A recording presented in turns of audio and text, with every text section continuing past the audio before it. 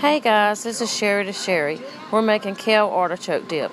You're going to need artichoke hearts, onion powder, vegetable broth, garlic powder, frozen spinach. I use kale, 8 ounces, a block of cream cheese, room temperature's best, sour cream, mayonnaise. I use the olive oil kind, shredded Parmesan cheese, Fiesta cheese, and a little bit of taco seasoning.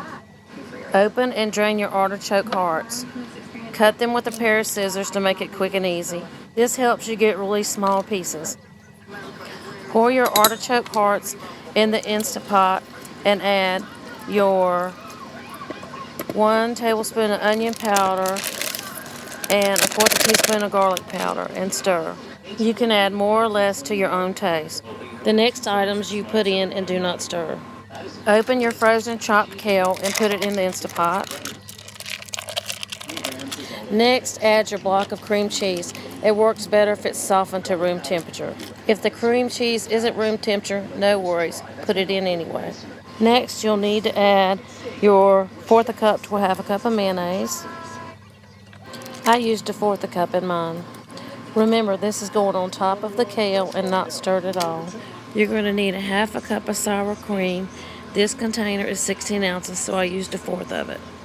And it's okay if you scoop out just a little bit more. And remember, we're dumping this on top and not stirring. Next, you're adding 1/2 cup to 1 cup of vegetable broth. I pour it down the side so it doesn't wash off all the stuff on top. I used 1 cup in my recipe. You can use water or beef broth here. And the next item I used is 1/3 teaspoon of taco seasoning. That's optional. If you don't like it, you can leave it out. I think it's a nice addition. Try it. So now you put on the Instapot lid, you lock it in position, and you put it on sealing. Next, you set it for manual or pressure cook for 8 minutes, and I used delayed cook time for 1 hour and 10 minutes before it started.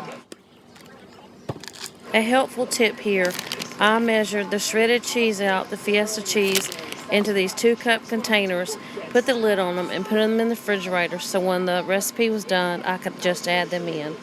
That way I could go ahead and clean up. Now that the recipe is done, we're ready to open up the pressure cooker and see what we have. You can let it do a natural pressure release or quick release if you need it quicker. Now let's add the Parmesan cheese, 16 ounces on top. Use a spatula and stir this in well. Once you get the Parmesan cheese mixed in well, here's the next item. I added 3 cups of Fiesta shredded cheese, mixing them in one of the containers at a time to make sure it blended well. You can add a little more of the Fiesta cheese here if you like it that way. You do want to make sure it's blended well, and then we're going to put the lid back on for 5 or 10 minutes so it all melts really well. One tip here, it'll stay warm in your Instapot if you're not right ready to plate and for dinner.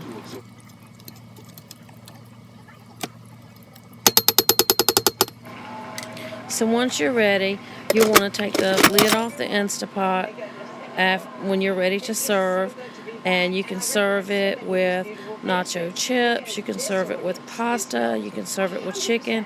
It's such a versatile dip to use.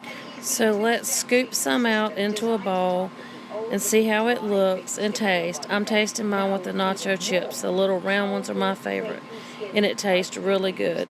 This was so good, I had to eat a few of these before continuing. I've got my little containers here to do meal prep, so it's easy to grab and go for lunches or snacks.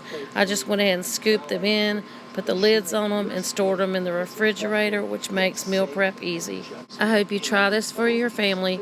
Please like, subscribe, and comment below.